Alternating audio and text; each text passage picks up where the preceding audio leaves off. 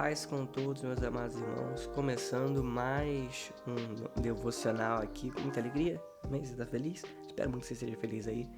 E hoje a gente vai tratar sobre a pergunta número 2, que é: quem é Deus? Basicamente é isso. Quem é Deus? O que você acha? O que você crê?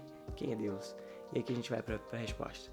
Deus é o Criador e sustentador de todos os seres humanos, de todas as coisas. Ele é eterno, infinito e imutável em seu poder, em sua perfeição, em sua bondade e glória, em sua sabedoria, justiça e verdade. Nada acontece exceto por meio dele e da sua vontade. É interessante a gente meditar um pouco sobre essas coisas, esses conceitos, esses atributos de quem Deus é. Porque ele é imutável, porque ele é poderoso, porque ele tem toda a sabedoria e todo o poder. A vontade dele permanece acima de qualquer vontade. É importante a gente conhecer bem esses atributos, porque por vezes na nossa vida parece que a gente se esquece do Deus que a gente crê. Parece que a gente se esquece de quem ele é. Então é muito importante, como base da nossa fé, a gente se lembrar desses atributos e de quem Deus é eterno, infinito, imutável em seu poder. É perfeito, é bondoso, tem glória, majestade e misericórdia. A gente deve lembrar disso. E aqui lendo Salmos, de número 86, do 8 ao 10. Entre os deuses não há semelhante a ti, Senhor, nem há obras como as tuas. Todas as nações que fizeste virão, e se prostrarão perante a tua face, Senhor, e glorificarão teu nome, porque tu és grande e fazes maravilhas. Só tu és Deus, porque tu, Senhor, és um Deus cheio de compaixão e piedoso, sofredor e grande em benignidade e em verdade. E agora, vamos ler juntos aqui um texto de Jonathan Edwards, também outro importante teólogo da história da igreja. Sem dúvida, o Criador do mundo é também o seu governador. Aquele que teve poder para dar existência ao mundo, coloca em ordem todas as suas partes.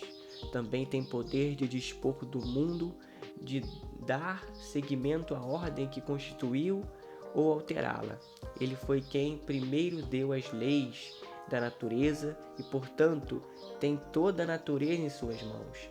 Assim fica evidente que Deus tem o mundo em suas mãos, para dispor dele segundo seu querer. É sabido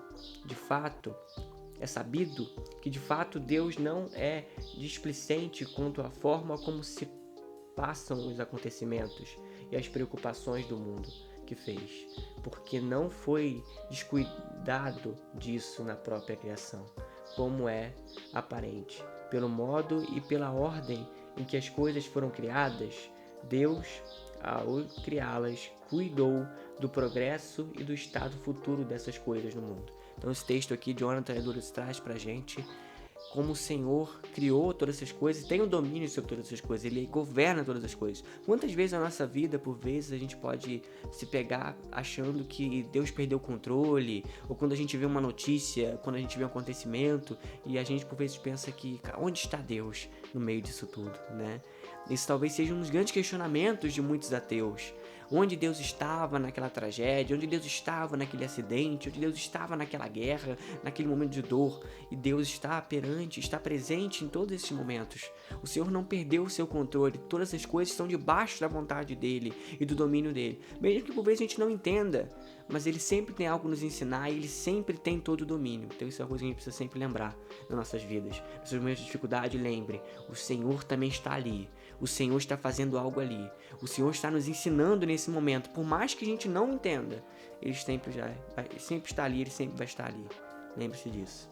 Vamos também ler um texto de J. Carson, outro importante teólogo da igreja. É espetacularmente maravilhoso conversar sobre Deus. Pensar nele, não pode haver nenhum assunto mais importante. Mas a palavra de Deus em si não é uma cifra vazia. Só porque alguém usa a palavra Deus e outra pessoa também usa a palavra Deus, isso não significa que esteja falando a mesma coisa.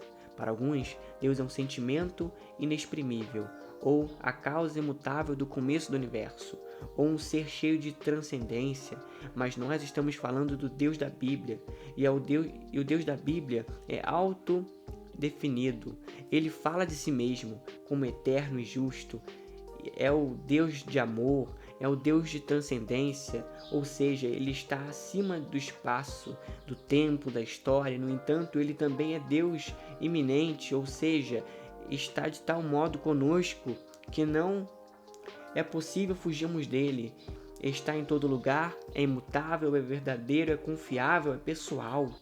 O que importa realmente entender na medida em que Deus se revelou, não somente em palavras, mas também em toda a narrativa bíblica, é que não nos é permitido tomar um atributo de Deus e fazer tudo desse único atributo. Não podemos, por exemplo, tomar sua soberania e nos esquecer de sua bondade, ou tomar sua bondade e nos esquecer de sua santidade. Sua santidade é o que faz com que Deus seja Deus de juízo, ou tomar seu juízo, até mesmo a severidade de seu juízo, sem reconhecer que ele é Deus de amor, o Deus que amou de tal maneira até mesmo suas criaturas rebeldes, que enviou seu Filho para levar sobre si nosso pecado em seu corpo sobre o madeiro. Noutras palavras, para chegarmos ao coração de quem é Deus e nos curvarmos diante dele em alguma pequena medida de entendimento autêntico, é importante pensar no que a Bíblia diz repetidas vezes e integrar o todo com o mesmo equilíbrio e a mesma proporção que a própria Escritura oferece. Isso nos conclama a adoração. Se colocarmos qualquer outra coisa no lugar de Deus, esse será a definição de idolatria. Essa será a definição de idolatria. Então é muito importante a gente guardar esses atributos de quem é o Senhor de forma equilibrada, porque de fato nós temos um costume de pegar algumas coisas e botar mais alto do que outras, mas a gente precisa saber e aprender com o Senhor a ter esses equilíbrios, né, para que a gente não possa cometer certos equívocos na interpretação da palavra e em outras coisas na nossa vida. A fonte e a raiz de muitas das coisas na nossa vida é de fato a gente conseguir encontrar esse equilíbrio.